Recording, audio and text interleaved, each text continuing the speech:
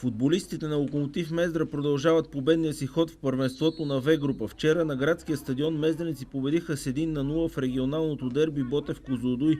Домакините имаха превес през по-голямата част от двубоя и изпуснаха редица положения за по-изразителен успех. Единственият гол отбеляза Александър Миков в 56-та минута. Наставникът на железничарите Николай Нинов бе заложил на следния състав: на вратата Христо Матев, в защитата Цветко Иванов, Стоян Димов, Николай Ковачев и Александър Кирилов, в халфовата линия Александър Миков, Борис Петков, Цветомир Валериев и Емил Манолов, и в атаката на тима Петър Златков и Иван Редовски.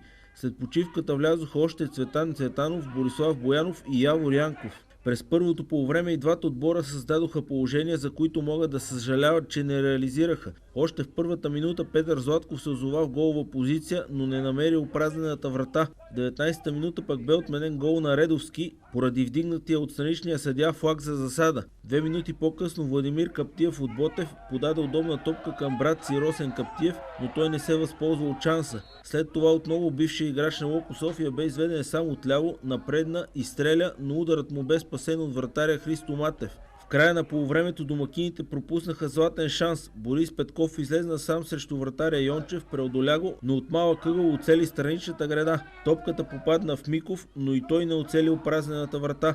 През второто полувреме футболистите на Локо Мездра доминираха на терена, а гостите отпаднаха и физически. В 52-та минута Манолов получи топката сам срещу вратаря Йончев, но отправи удар над гредата. Така се стигна до 56-та минута, когато мездренци поведоха. Александър Миков получи топката пред наказателното поле, напредна и със силен шут от около 20 метра вкара в долния десен ъгъл на вратата. В 72-та минута ново попадение на Редовски бе отменено заради спорна засада. Единственото положение за Ботев през втората част бе 5 минути преди края, когато вратаря Матев изби опасен удар с глава на Тодоров след центриране от корнер. В продължението на двубоя Йоан Петков от гостите получи червен картон, след като наплю главния съдия Румен Христов. Така Локо Мездра записа важен успех, с който прибави нови 3 точки към актива си.